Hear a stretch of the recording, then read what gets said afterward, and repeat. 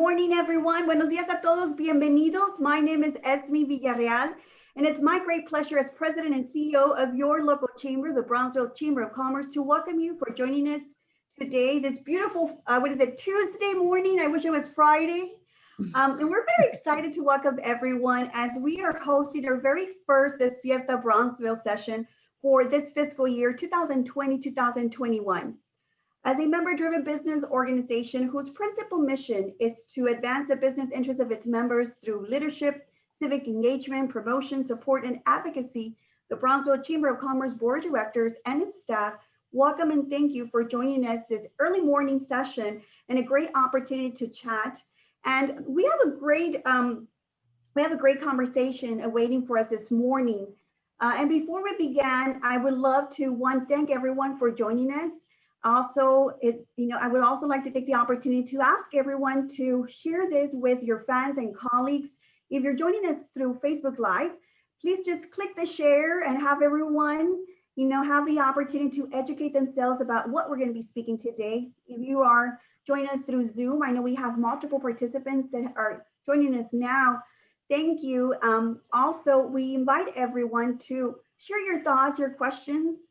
It is a great casual conversation. We at the Chamber take pride of what we, the great discussions and important matters that we get to discuss, but we are always seeking for your feedback, your opinions. So I do ask that you submit your questions through the actual chat that we have available. Again, we are live through Facebook, and also you can go ahead and send your questions to the chat via Zoom. And today we're speaking about the importance of housing affordability for preventing and ending homelessness. I know there's so many different things happening nowadays. We continue to live through a pandemic. We're closer to hopefully very soon having different options and vaccines available to the constituents, to our community constituents, and to everyone globally as well. Now, the pandemic has really changed the environment that we live in, has really challenged us to reinvent ourselves, the organizations, the community that we serve. And that includes, of course, housing affordability and how do we continue to prevent and end homelessness in our city. It is known that the City of Brownsville is one of the poorest cities in the nation. It is also known that we're one of the least connected cities in the United States. But it is also known, and we know that Brownsville is resilient, Brownsville is strong, Brownsville has been aggressive fighting COVID-19. We have great leaders through our city management. We have our great city mayor, Trey Mendez. We have our great commissioners. And of course, we have great leaders like our guest speakers this morning that we all have that same vision, and that's for the betterment of Brownsville. That is for the betterment of our constituents.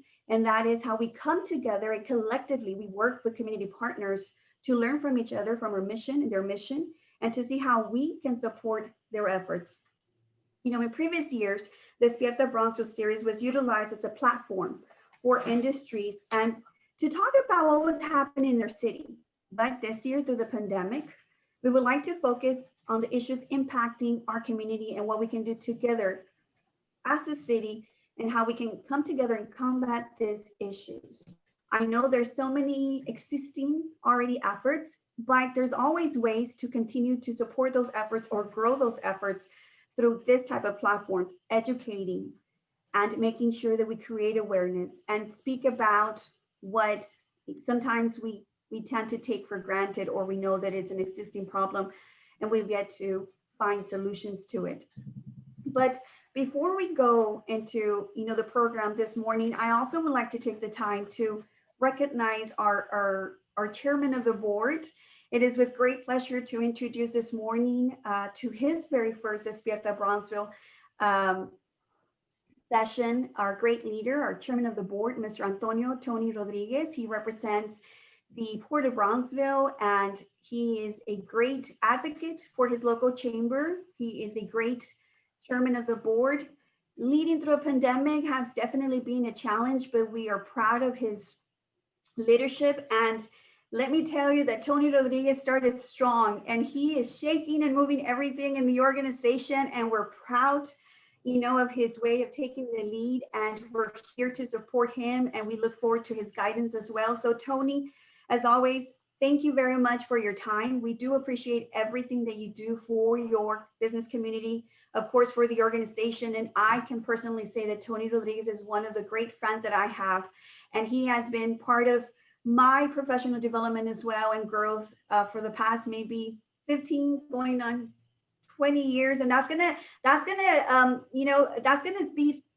tell you how old I am and how old Tony is. But I do want to say I'm a little younger than Tony, just a little younger than Tony. So don't get offended, Mr. Chairman of the board.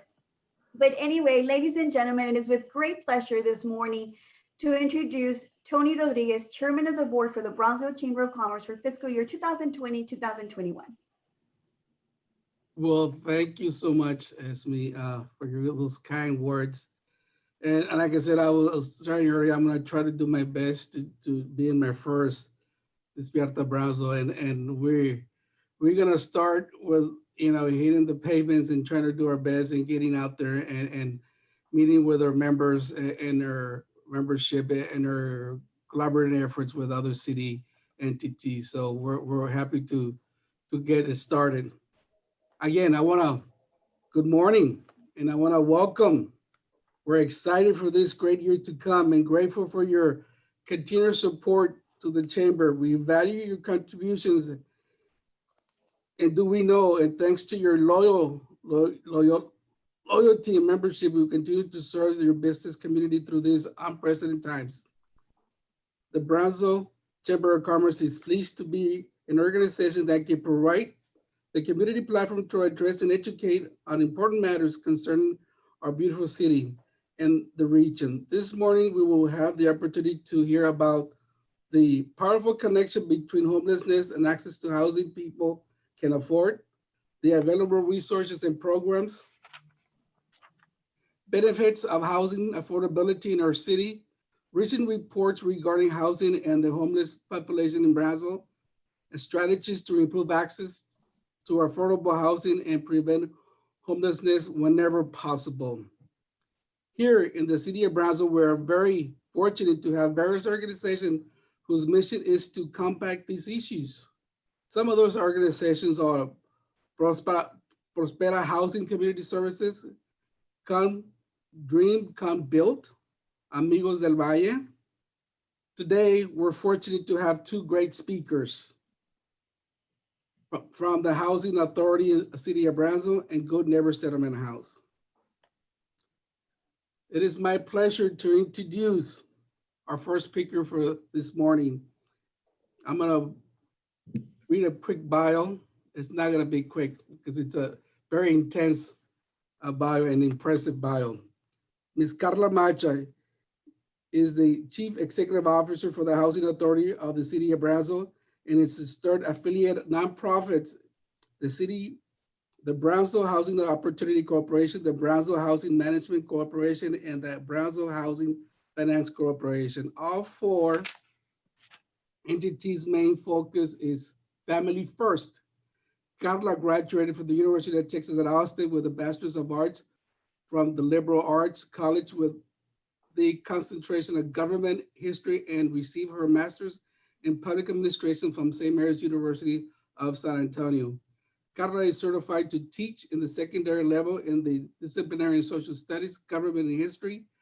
After teaching in the public education system, she worked with a municipality as a city planner and emphasized in community development and policy. She has worked in the Housing Authority since 2004. Carla joined the Housing Authority team in October 2013. With her board and staff together, they have increased affordable housing opportunities to support service programs for the family in Brownsville. Though not a native of Brownsville, she sees the community as her home and works diligently to serve Brownsville the best she can. Her passion and interest is building community collaboration with education. Carla has served as director on several boards like the Texas Housing Association, the Girl Scouts of Southwest Texas, and most recently, Board of Director for the United Way of Southern Cameron County. Do we have her stop there? Do you want me to introduce the second speaker, Ms. Villarreal. Sure, we will go ahead and move forward with introducing Mr. Hugo Zurita as well. And we'll go ahead and start this great program as we have questions already aligned. And Okay, let me introduce Mr. Zurita then. Thank you. Hugo Zurita is the Executive Director of the the Brownsville Good Neighbor Settlement House. Hugo has a master's degree in nonprofit management from Purdue University in Indiana. Hugo, originally from Los Fresnos, came back to this community after spending years in Washington, D.C., pursuing a career as an attorney. There, he fell in love with nonprofits after being part of the Latin America Youth Center and decided to give back to his own people. Upon returning, he spent time at the Youth Build as a CEO and of the Brownsville Girls and Boys Club of San Benito. Thank you. Those are the bios of our speakers. see, Tony, you did great. Wow. It's great. And the best thing about these type of sessions to all our participants, you know, we take part, as I mentioned earlier, and we want to make this a conversation in which it becomes a casual conversation, yet very educational. And that's the reason that, you know, this morning we're doing things a little different. So as Tony has, you know, done this great work by introducing our speakers for today and just telling you a little bit of the great things that they do in our community. We do have some questions, and this is where we also invite everyone to join the conversation. We want to get to learn what your thoughts are, the questions that you may have about these great organizations. And, you know, sir, if I may start with the first question for today. Carla and Hugo, again, thank you. Thank you very much on behalf of our board directors. And we take pride in communicating your great message and speak about your mission to the 500 plus members that we serve here in the city of Brownsville. As we continue with the presentation this morning, my first question, and both Carla and Hugo can speak about this. One, we would like to hear from you. You know, tell us about your mission. You know, what is your mission of your organizations for those that may not be as educated in that matter and may have questions about who you serve and what you do.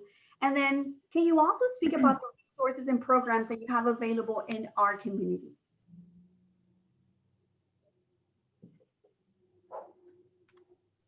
So who should go first? Ladies Ladies.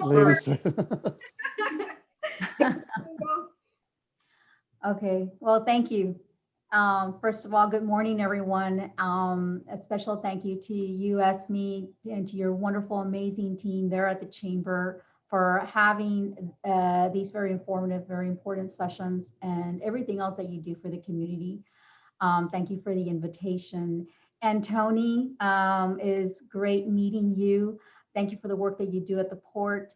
And I will tell you that you know, I know that Esme and Hugo, we all work for boards, right? We have a board that we answer to and that we work with and work for.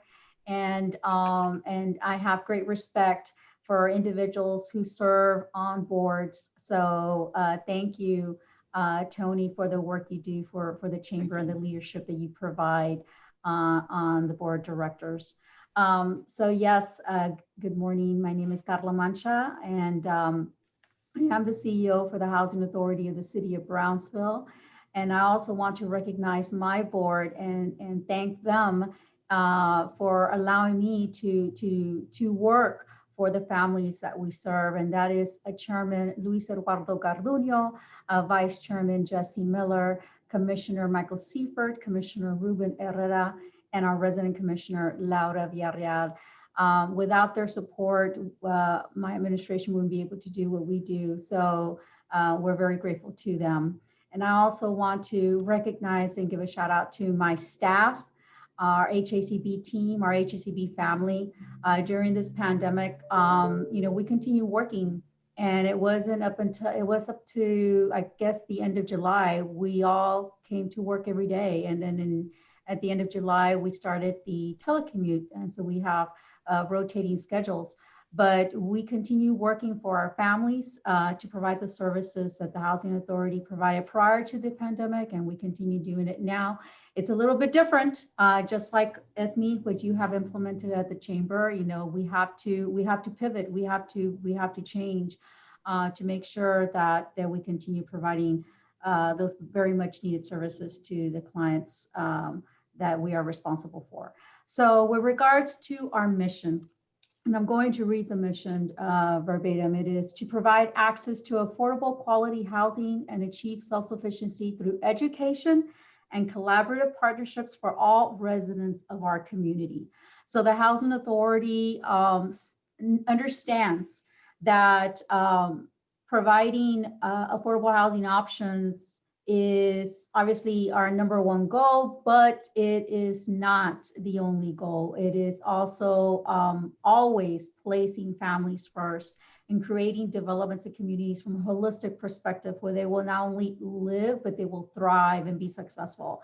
And the way that we have identified or have worked towards achieving the benchmarks and outlined in our strategic plan is by looking at and identifying partners that can come in and help us. So we are not, let's say, for example, with Brownsville Wellness Coalition, they are a great partner of ours.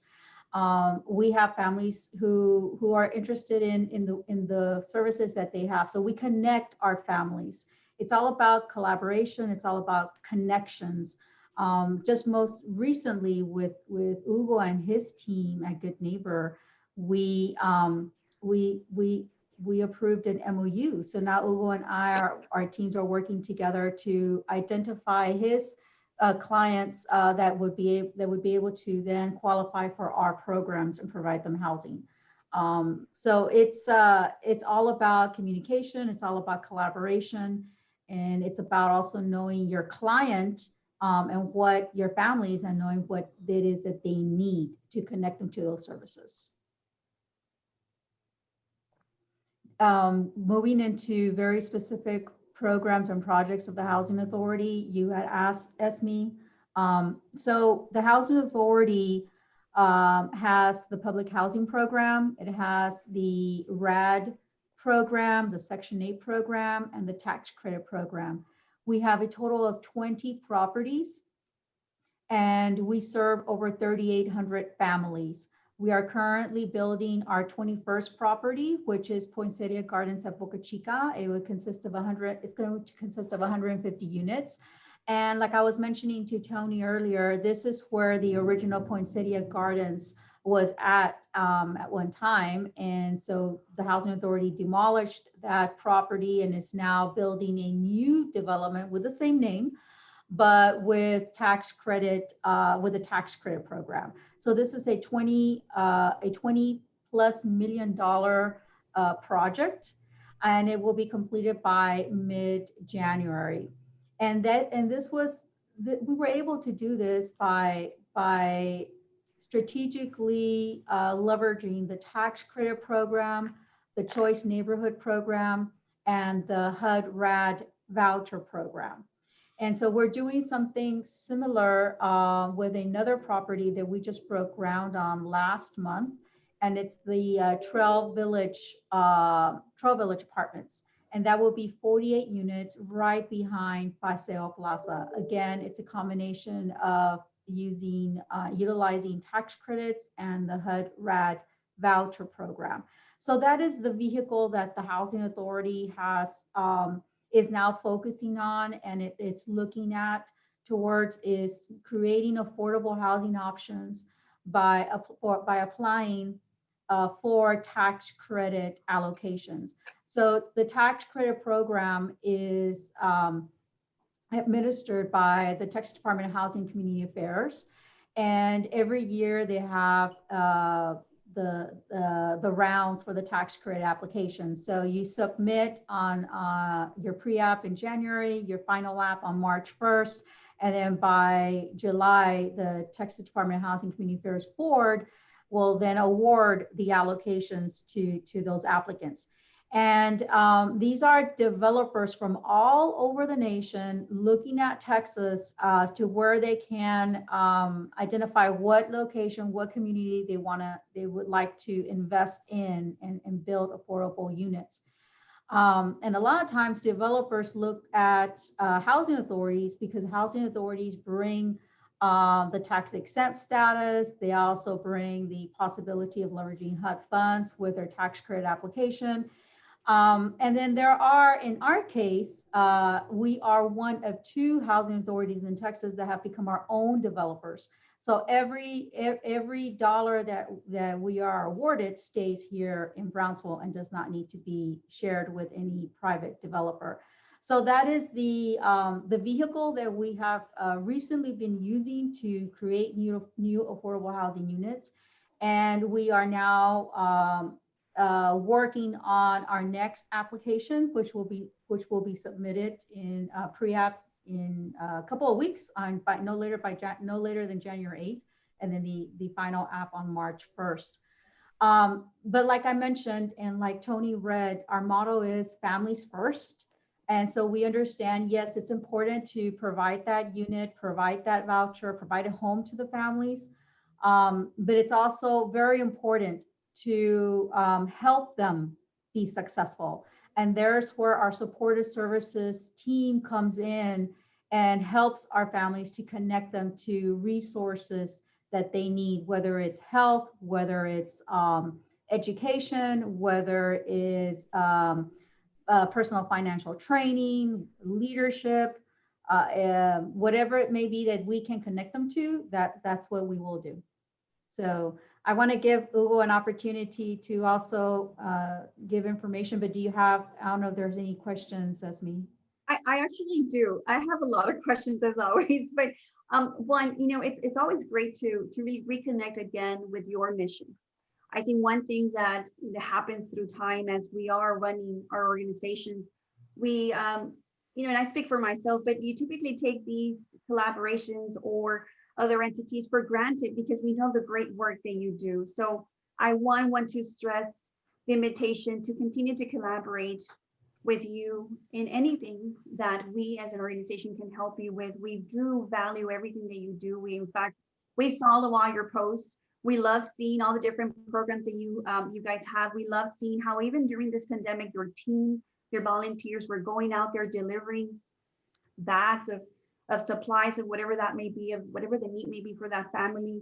And you continue to keep it fun even through this pandemic. You have programs for children. I want to publicly thank you for the invitation to be part of your series. I know I'm scheduled to read in the week to come, and I'm very excited. I'm actually practicing because, believe it or not, sometimes those books are difficult to read and to really to really get to connect with the story. So I'm very excited for that as well. I'm preparing to dress up for Christmas that day too. But I am. I'm like a little child, and Tony always makes fun of me. I was telling him that, I have the ability to be part of your speakers in the next week to come. But I do also want to mention, I know, before we started our conversation today, I myself, was part of the system. I remember clearly how I had 2-3 different jobs, and it is thanks to what the services that you offer that we were able to to live through our childhood and have a home and be able to grow and educate ourselves, and now give back to our community, because we are all about our community. So I am very fond of your mission. I love everything that you all do. It is myself and many others, hundreds and thousands of others that have been part of the system itself and really value everything that you do. So one, Carla, thank you for what you do. We thank your board of directors. It is through their leadership and guidance as well that you're able to do all this great work that you all do. I mean, it is impactful. It is really, I'm taken aback in a very good way of everything that every press release that you send, every different program that you start. You have true advocates and cheerleaders on this site, that love your work. But I do have a question as I was hearing what you were saying, and I'm reading different articles. It is known that homelessness is a lack of affordable housing in Texas. Now, you mentioned earlier that you are now collaborating with Hugo through Good Neighbor Settlement House. Is this program, did it trigger because of the current need through the pandemic?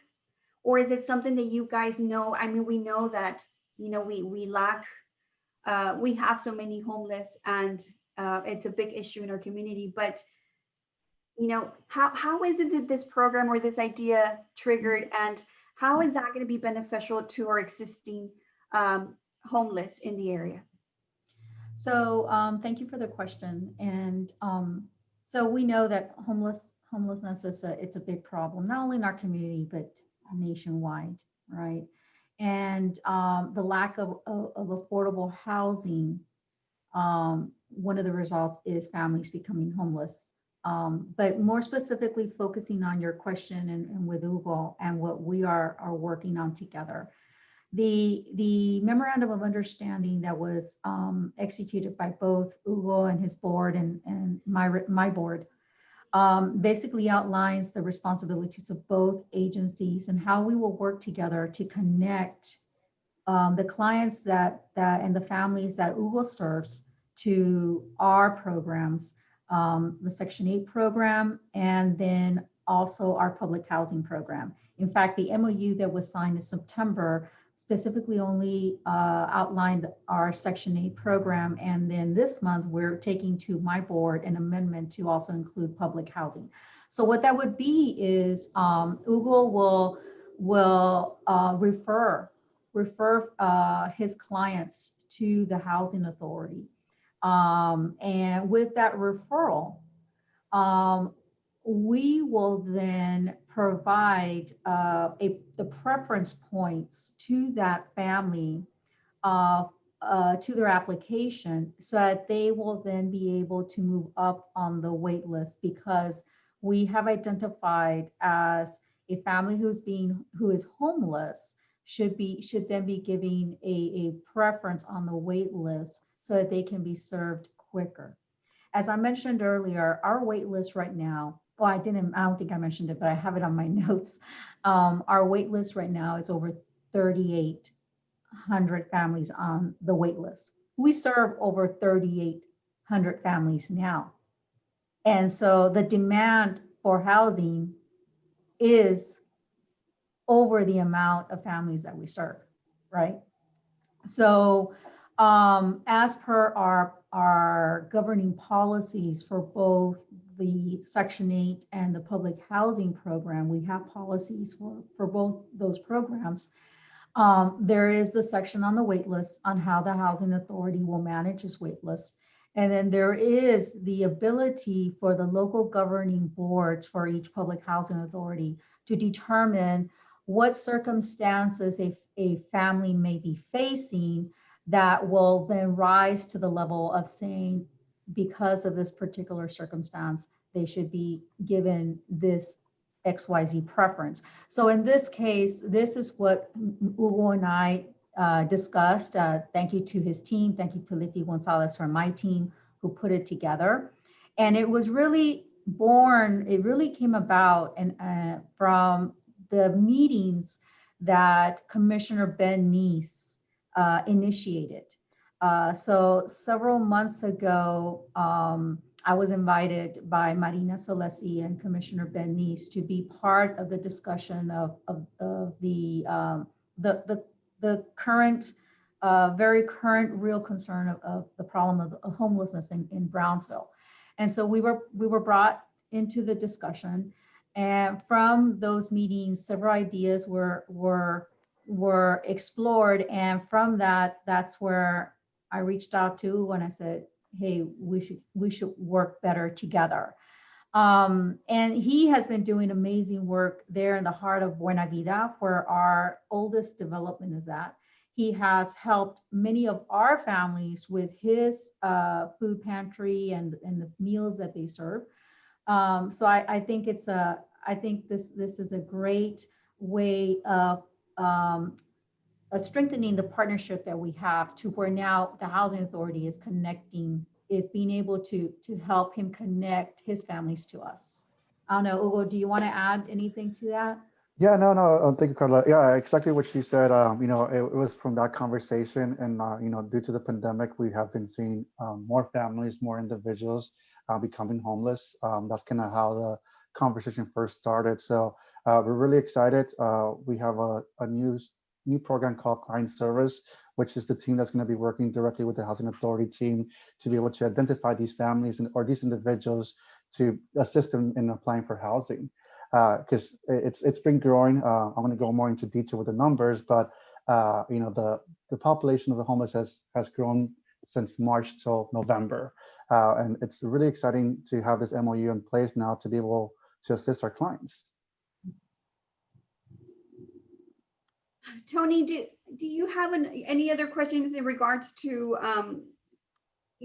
to the mission, of course, and to the programs in place? I have another question, but Chairman, please take over.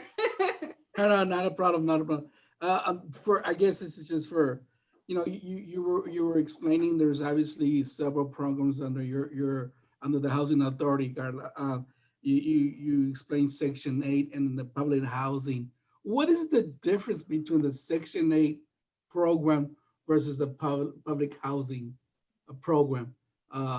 Just to get our members or viewers, there is a difference, they will get a little bit of, and just a follow up question is, how has the stimulus package that was given to us 6 months ago, how did it affect you? That rent forgiveness, and now I know you at the end of the day you still need to collect rent to maintain your agency. How did it affect your agency? Because I know, you went out without collecting rent for a period of 6 months or so. How did that affect your agency too? Okay, well, thank you. So the first question, very good question with regards to what is the difference between public housing and the Section 8 program, which is also referred to as the Housing Assistance Payment Program. So some will say Housing Choice Voucher, or some will say Section 8. It's the same program. So with public housing, public housing came about actually from in the 1930s from the great, with the Great Depression, and then FDR creating his programs to help again stimulate the economy. So that's where initially housing authorities were born. Okay, and then Section 8 came in the 1970s. But the public housing concept is where, government housing, the landlord is the housing authority, and also with HUD. Okay, so we are HUD's landlord in managing and operating these government homes, these government units. The HUD provides the housing authority with what is called operating subsidy. And we then utilize those funds to help with the partial rent payments of what the family would need to pay. So the family pays a percentage of the rent, and then the operating subsidy from HUD is what assists the housing authority as well for their revenue to continue operating their developments. And we also receive funds that are called capital funds from HUD to help with the capital needs of those developments. So public housing is where the housing authority is the landlord. So the family signs the lease with the housing authority. The housing authority has maintenance to go and make sure that the units are serviced properly. The housing authority does the inspections. The housing authority comes in and provides supportive services. And then now with Section 8, so around the 1970s, the government was, well, I think they felt like they needed to move away from owning or being the landlord and looking at another program that will generate generate funds for the community, for the economy. So what they then brought about is the Section 8 program, also known as Housing Choice Voucher. And so here you have a partnership between the housing authority, the family, and the private landlord. So HUD then funds the housing authority, provides funding to the housing authority as your housing assistance payments funds. And the housing authority then uses those funds to pay the private landlord. So the family signs a lease with the landlord and also signs their HAP contract with the housing authority. So they have family obligations that they need to make sure they adhere to, but they also, I mean, they are the renter of that private landlord. Mm-hmm. So it's a three-way partnership. So in order to have a successful Section 8 program, we need to have private landlords interested in being part of the program. And they come in, they say, okay, we're interested in being part of the Section 8 program. We have so many units. The housing authority goes and inspects those units to ensure that they meet HUD's housing quality standards requirements. And then when a family comes in and says, I want a voucher to be able to go rent a unit, they get on the wait list, they're issued a voucher, and the family goes out to the community, finds a unit, and if that private landlord is interested to being part of the Section 8 program, or maybe they're already part of the Section 8 program, then that family can rent there and we will help them with part of their rent. So that is that's the biggest difference, where one is we are the landlord, we're responsible for everything. And over here is we're administering the voucher. So a big misconception a lot of times I hear is when there's a voucher family and a landlord may come and call me and say, you know, I'm having problems with this family. They haven't done X, Y, Z. And our response to them is, you know, we'll certainly talk to the family, but at the end of the day, they are your renter, right? You have the lease with them. So, but we always try to come in and help in those, you know, discussions or issues that the client and the landlord may have.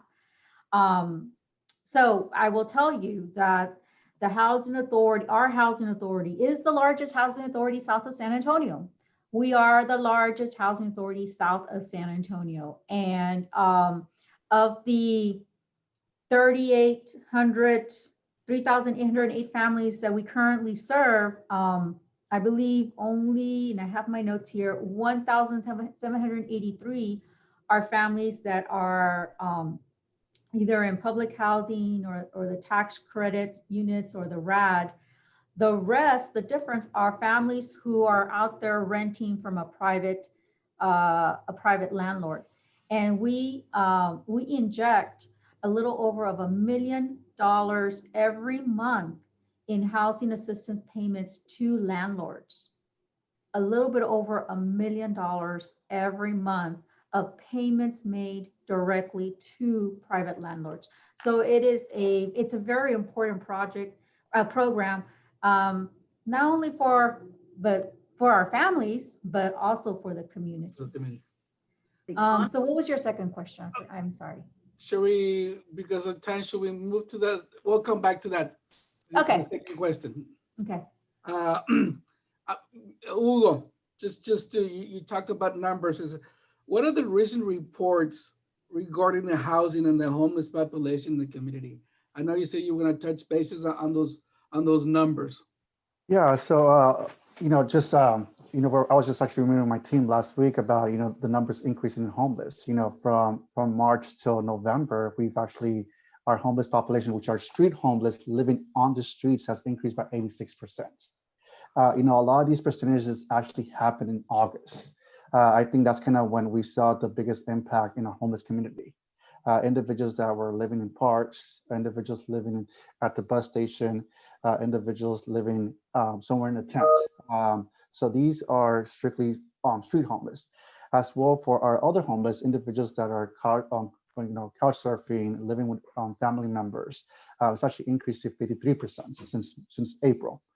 So little by little, we've been seeing the numbers increase in our homeless population, and a lot of it has to do with individuals that live with their parents, that their parents passed away from COVID. A lot of it has to do with individuals with mental disabilities. Same thing is their parents that were taking care of them passed away due to COVID. Family members don't want to take care of them, so they end up in the streets. So we've been seeing a lot more numbers the last couple of months. Even in November, we saw 18 new homeless individuals, street homeless. So it's been increasing, and we've been seeing the demand in the homeless population.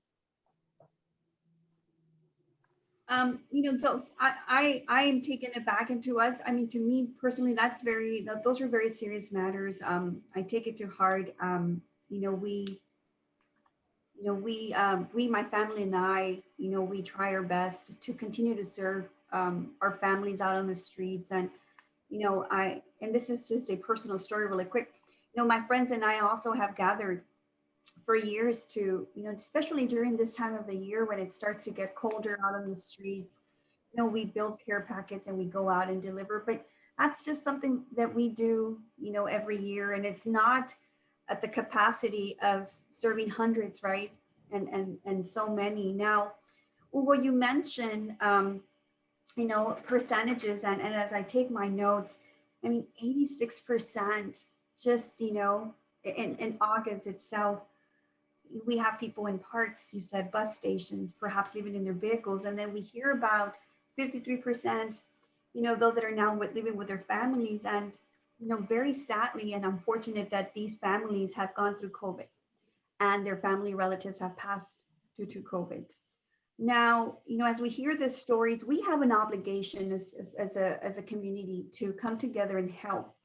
What can we, and anyone that's listening to us now and seeing us through Facebook Live or even through Zoom, how can we help anyone who's experiencing homelessness? What are the most urgent needs that you ask the community to help you with? Especially right now during thank you for that question.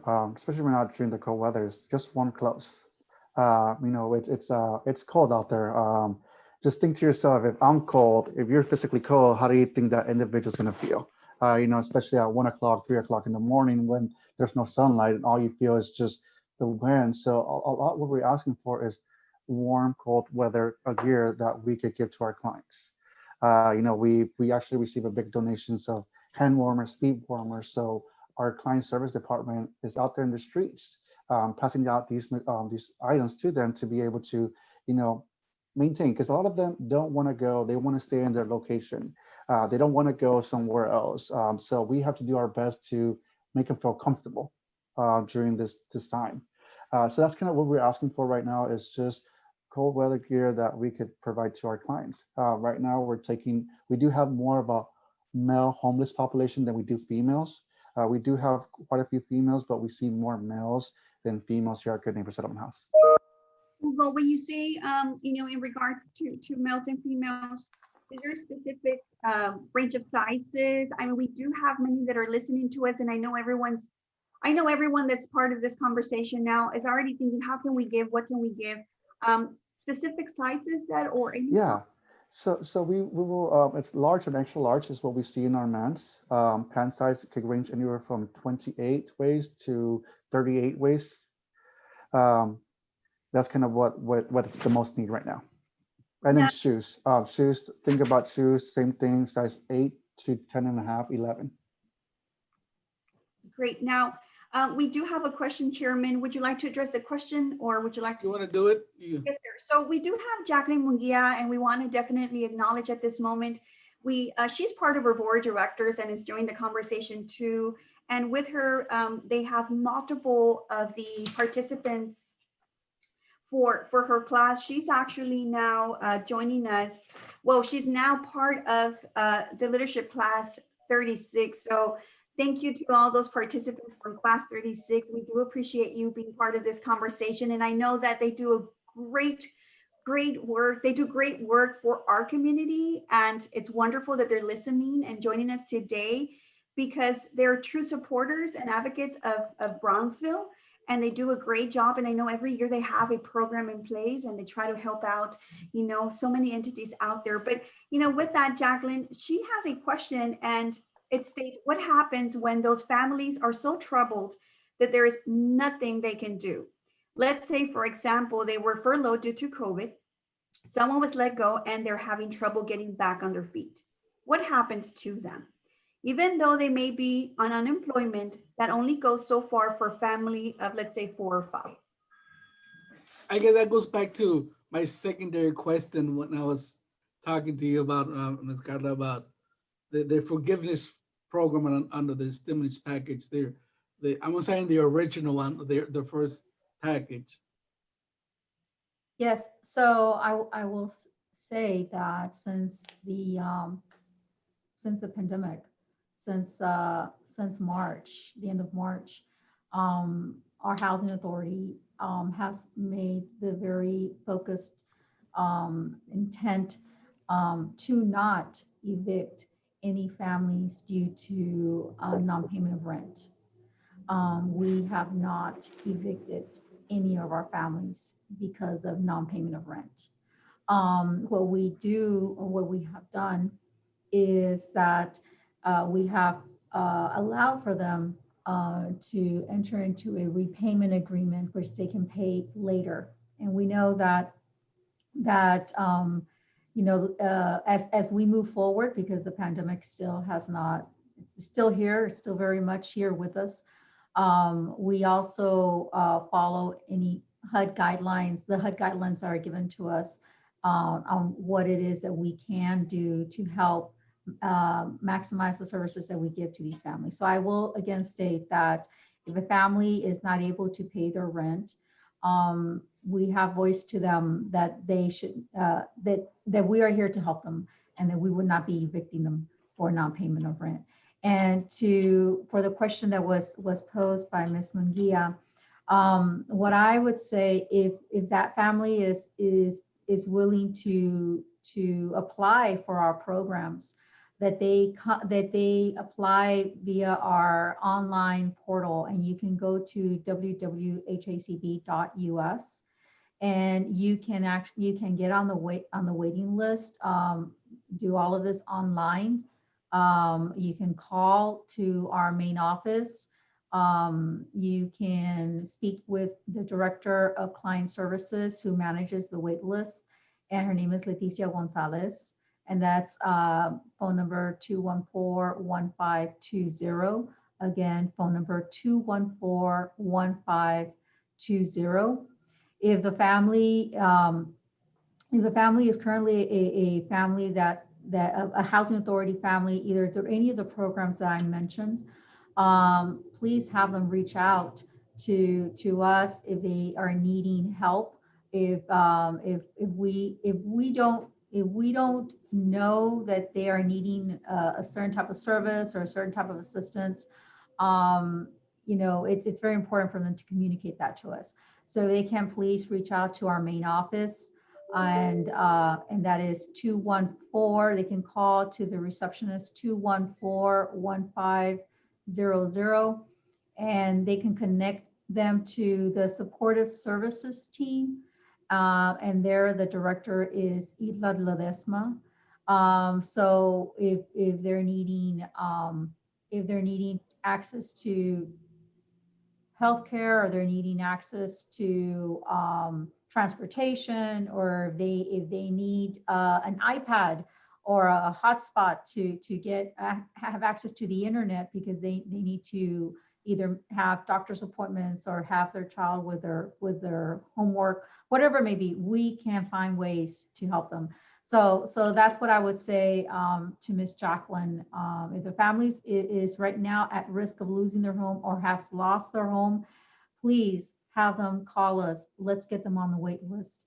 I know I mentioned the amount of families that are on the waiting list now, but each program has its different wait lists. So we can work with them to see what wait list they would qualify for, which one is shorter, not very long, therefore the wait won't be very long. There is a new program that the Housing Authority was awarded late last year, and that's the Mainstream Voucher Program. So I know with that one, it's a voucher program. There's very specifics on how you can qualify. Again, talk to Leti Gonzalez. She can give you the specific information on that.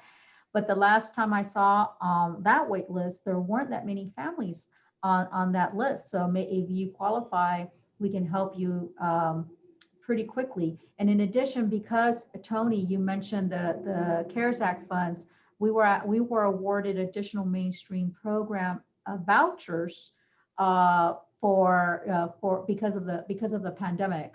So CARES Act did provide additional vouchers for mainstream. The CARES Act also provided additional funding to housing authorities for it's called admin for the voucher program, where we can help our families, also help our landlords. We sent out notices to our landlords that they need assistance in cleaning the unit because a family has tested positive. We can help with that. We can also help families who are part of the Section 8, part of public housing, if they have expenses with their the cost of the test for COVID. We can help you pay for the cost of the test for COVID. So I mean, that's $80. And a family whose annual income is $8,000, $80 is a lot of money. And if we are able to help them with reimbursing that to them, that is a tremendous assistance. So those are ways that we have helped our families. I want to also give a very shout out, thank you to Mayor Mendez and the City Commission, because a couple of months ago, they approved for some of their funding to help our families with the Brownsville Wellness Coalition coming in and delivering groceries and food to our families at the Housing Authority. So that, again, is another example of collaboration. The Housing Authority, the Brownsville Wellness Coalition, the City of Brownsville coming together to help families in need, especially during a pandemic. Hugo, let me just, maybe going off. What has been your challenges now with, I knowing the good neighbor, what the main objective is for the good neighbor and your collaboration that you have with the Housing Authority. What has been your challenges now? Or can you explain us, besides that I want to call it the soup kitchen that everybody refers to as good neighbor, you have other programs with other collaborations that you have with other nonprofits. Yeah. Can you elaborate a little bit more? I know we're pressed with time, but it would be great that they can see other programs and other collaborations that you have besides with the Brownsville Housing Authority. Yeah, so I'll talk a little bit about our soup kitchen. We recently were funded to be able to expand our kitchen. So usually our dining hall serves at a time 58 individuals. With our new remodeled kitchen, which will come in 2021, we'll be able to serve over 100 individuals at once. So instead of them waiting in line to be able to be served, we'll be able to serve them all at the one time. As well, our other meal program is Mesa Llena, which is collaboration with the Rgb Food Bank. That one right there, since March till now, we've seen a tremendous increase on that as well. Our numbers went up over 300% through the whole pandemic, and it keeps them increasing about 15 to 20% each month with more families needing, groceries. And that's also a collaboration with United Way of San Montgomery County, being able to do their United Against Hunger. So, it's the need is there. As well, we have our client service department, which is our case managers say that there's a family that needs any assistance. We're able to refer them to different agencies. We're not trying to recreate the wheel. We're trying to connect our clients to those agencies that already have a foundation and are there to assist our community So that's kind of our main purpose with our client service, is to be able to connect our clients with those agencies. As well, we have our new laundry program. So a lot of our homeless individuals carry their backpacks, carry their bags, carry their favorite shirts or favorite pants. So we actually just in April we finished our building of our laundry room. So we have 2 washers, 2 dryers. We actually have a big heating cabinet where our homeless community puts in their clothes, and it actually heats up to 140, and it kills any insect, any bed bugs, anything like that. It kills it all before it goes into the laundry, onto the washer. So each month we do about anywhere from 40 to 50 loads of laundry. And this is saving a lot of money to a homeless, because it's about $3 to $5 to do a load of laundry. To any of the volunteers around town. So it's been a program that a lot of our homeless community have been using and are really excited. It's 100% free to our homeless community. We give them the soap, we give them the detergent, the softener, the dryer sheets. So it's a constant use. As well, for our hygiene products, we have our shower program. Our shower program is open Monday to Friday for individuals to come and take a shower. Once again, it's 100% free. We provide them with the shampoo, the soap, anything like that they need. During this cold weather, we actually have a strong heater in both the male and the female restrooms. So it's not like they're coming out cold. I want to make sure that the first thing that when I came in is like, we have to make sure that during the winter, we have to make sure that the water's hot. And, once you get out of the shower, it's hot out there and warm for them. And once again, we provide them with any shirts, pants, drawers, socks, shoes, whatever they need, we provide them as well. And our last program that we have is our medical clinic. That's collaboration with Dr. Hussein. Our medical clinic is open 1 day out of the week. It's usually on Tuesdays from 9 o'clock in the morning to 1 p.m.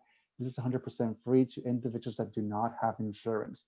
If you have insurance, we're not able to assist you because due to the program that we have, it's 100% free for individuals that do not have any insurance.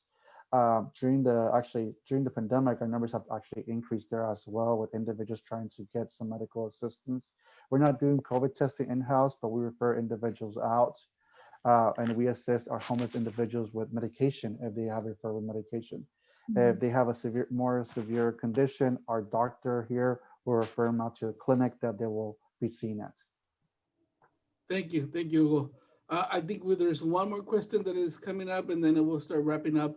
And I think I know for a fact, Serena, the good neighbor, they're asking to see, besides any rental assistance, is there any other programs to help with utilities? I know there was one when I was board chairman, the good neighbor that we collaborated with it. I don't remember if it was the state or I don't know who it was that helped us. There was an assistance to paying utilities or actually electricity. Is there still a program? I don't know if the housing authority has one. I know Good Neighbor used to have one. Is those programs still exist, or are they still out there? Not here at Good Neighbor. We don't do any rental assistance or any light assistance. So with us, part of the calculation for the rent of the family is incorporating a utility allowance. So we do provide assistance to the family in the form of a utility allowance that is then calculated to have their final monthly rent payment.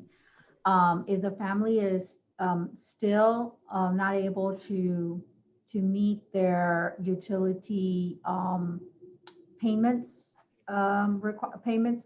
obligations, and they need assistance, we do not have a program that goes beyond what we already incorporate, but we do then identify any other possible charity organizations in the community that do provide that assistance. I know that there are community churches that do provide assistance of that nature. If I can go ahead and ask our support services team and our client services team to put together a list, and I can send that over to Esme. And so if that question comes again, or you can provide that list to to the audience at a later time. Thank you so much, both of you. Absolutely. Please feel welcome. Both feel welcome to share any information that could be beneficial to our community. And I have two, maybe three questions, but as mentioned by our chair of the board, Tony, we are pressed for time, but I do think that's important that we address these questions. Now, Jacqueline also has a question, and this is addressed directly to Hugo. And it states, can you provide us with information on hygiene packets that maybe our group can put together for you? Single shampoos, unisex deodorants, etc. Leadership Brownsville would love to help. Yeah, right now what we're asking for more is the men's clothing. We did receive a large donation of shampoos and soaps from a different organization, but usually what the hygiene products consist of is a razor for men or women, a small shampoo bottle, a small bar soap, and that's usually what our hygiene products consist of when we for the shower program here in Good Neighbor. Well, we know that you work very closely with United Way, and Tracy Wicken and wonderful, wonderful team. They do wonderful and marvelous things for the community. I know that you primarily serve, right? You provide the breakfast, the lunch, all this great services. Has that increased lately? And is that something also continues to be a huge need and demand for you?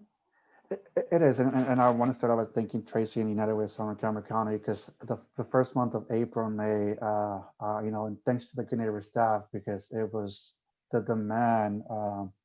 It was just an eye opener. It was kind of a lot of people were like, you didn't have a honeymoon, because I came into the job and it was like, bang, it hit hard.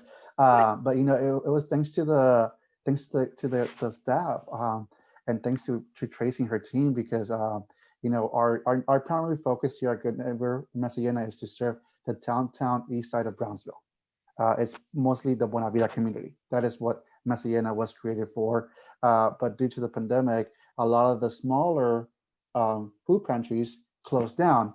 So that left Good Neighbor for a month and a half as the only resource for individuals and families to get pantry bags. They weren't getting them from anywhere else. So that's when you will see our lines 2 blocks long, seeing 500, 1,000 families a day. And that's when Brownsville's coalition came into play with United Way to be able to do the mass distributions, because Good Neighbor is in the major 2 main roads. So there's no way for us to do mass distribution. Our numbers from March to November have increased 371%. And every month we see about 15 to 20% of increase. So our numbers have not gone down in our mass distributions for our pantry bags. They keep on increasing. And the need, we ask, like, what is it? A lot of them are still not recovered from losing their jobs. A lot of them are still looking for a job. A lot of them, are in the point where it's, do I pay my light bill or do I buy foods? So it's great that we have these mass distributions, because some of them, they come to Good Neighbor, some of them go to the big distributions, but it's do you pay your light bill, do you pay your rent? And a lot of times, and I want to add to this, is especially in downtown Brownsville, we have a lot of those houses that have 4 rooms, 5 rooms that people live in, and they pay for that. So it's not the same thing as having a landlord. A lot of these individuals are getting kicked out from these rooms. So that's how they become homeless. A lot of them, it's like, hey, if you don't pay me my rent by December the 1st, you're out by December the 2nd. I don't care. So that's kind of what we've been seeing a lot more. And that's kind of what it's been an eye opener to see that, to see how that is what a lot of our families are in need of. But yes, it is a big need with our food distribution. Our numbers keep on increasing. They haven't decreased, not even 1%. It's just every month. And the same thing with our meal program. Our meal program has stayed consistency. It hasn't increased dramatically because thanks to BRSD putting a bus next to Good Neighbor. So a lot of the youth that we used to serve now go to that bus and get their meals there as well. So we've been seeing our numbers kind of stay steady for those reasons as well for our meal programs. And again, I can't stress enough the importance of, please, send us anything that we can be of help. Danielle, as the Director of Marketing and Programs, has different campaigns through social media, through our Feature Friday. We are able to, share this information with thousands of people that we send our emails to. It is important that we continue to help each other and support your missions. Before we go to the last question, you mentioned, being evicted, and this leads me to a question for Carla. Carla, is there a no eviction law in Texas? Yeah, there was a law that stated no evictions, and then it went up to the end of July, but then the CDC came out and said no evictions during the pandemic. And quite frankly, like I mentioned earlier, with or without it, we would not have gone, we would have done everything to, again, not evict any families. If there is a family who has been evicted, and from, like what Hugo was mentioning earlier, if there is a family who has been evicted, they should then seek some guidance. Obviously, they wouldn't be our families because we're not evicting them. But if it's a non-housing authority family who has been evicted, I know I saw a flyer from I think it was Rural Legal Aid, and they gave some suggestions, and they also provided the very specific guidance and regulations. So if there is a family that has been evicted during this time, they should then seek that guidance. And I can go ahead and send you that flyer that we have received back in the summer, Esme, as well, if you would like to share that with your audience. Absolutely, we do appreciate that. Again, when the pandemic started, our efforts, of course, and our program of work changed. We reinvented ourselves as well as everyone has too, and we have really focused a lot of our efforts in educating everyone, not just the business community, but everyone from our community about the available resources. Through education, we can really change the future of all those, and that's from evictions, from making sure that they have something to eat, from making sure someone can help them with their light bills. The numbers keep on increasing. Unemployment percentages are, of course, higher than normal, but there's a lot as a community that we can do together. So that leads me to my last final question. What strategies can we meaning our community, our business community, implement as together as a community to improve access to affordable housing and prevent homelessness whenever possible? If you can, we'll start with Carla, followed by Hugo. What can we do to assist you and support your mission to prevent, homelessness and make sure that there is affordable housing in our area? Well, I think one of the ways that agencies like the Chamber can help us is when we apply for funding. Take, for example, the tax credit application that I mentioned to you earlier. That is the tax credit, the 9% tax credit funding cycle starts in January, and then the application is due in March 1st. Part of the requirement of that application is to reflect and to show the community support for the application. So I know that we have reached out to you, Esme, and you and your team have been wonderful in supporting us in the applications that we submit. But when there are agencies who are needing that letter of support, know that is like in this case with the 9% tax credit application, that we are required to show that the community wants it, the community supports it. And if that community support is not there, then that will affect our application. So something like a letter of support will definitely help us. Another way that could help us throughout with our grant applications, and it's not just for the housing authority, it's with Nick and his team at Come Dream, Come Build, or with Hugo, there's always a request or an item there to leverage funds, either in kind or a cash, I guess, a payment towards the program. So anything that, $500 or $1,000, just to show that there is that leverage there for that application also helps a long ways, because what agencies want to see when they award their funds is that they want to see collaboration amongst the different entities in the community. They want to see that everybody's pulling together for the same goal, the same mission. And so when you have, the housing authority helping out good neighbor, or a good neighbor helping out in in-kind ways, that goes a long ways. So I think that is a way to then be able to help the agencies who are tasked with the responsibility to address affordable housing in our community. That's how you can help them, is supporting them. Thank I know, you. Hugo, what would you think? I'm smiling because you read my notes. Oh, okay. No, so exactly what you said. It's all about collaboration. It's all about collaborating in grants. Being able to, an application is stronger when you have a team behind it, not just agency applying for it. So the letter of support, the leverage of funds as well as match funds.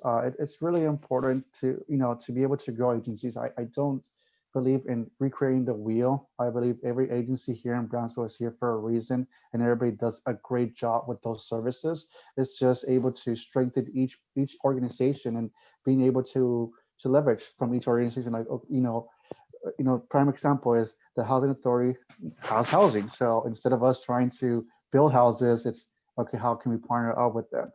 Same thing with the workforce. Partnership with the workforce. Okay, we have clients that want to go out to work. They want trying to find jobs. So okay, let's work with them. Tropical Texas. So it's all about collaboration. It's all about leveraging the, your resources with each organization, and that's how it's going to be.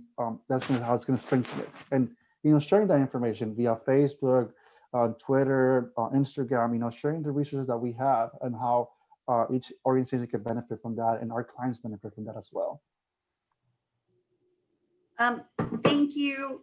Thank you to both. And I keep on shaking my head, nodding. I keep on writing the notes. But it's not only about writing notes, it's also about taking action. So, we pledge to moving forward to continue to be more supportive of your efforts. And we do appreciate the time, to get to learn more about the programs in place, to get to understand the impact that it has in our community. There's so much that we can do together. And like Tony mentioned, and I mentioned, both organizations are very fun to us. Tony has also a great story as well from both.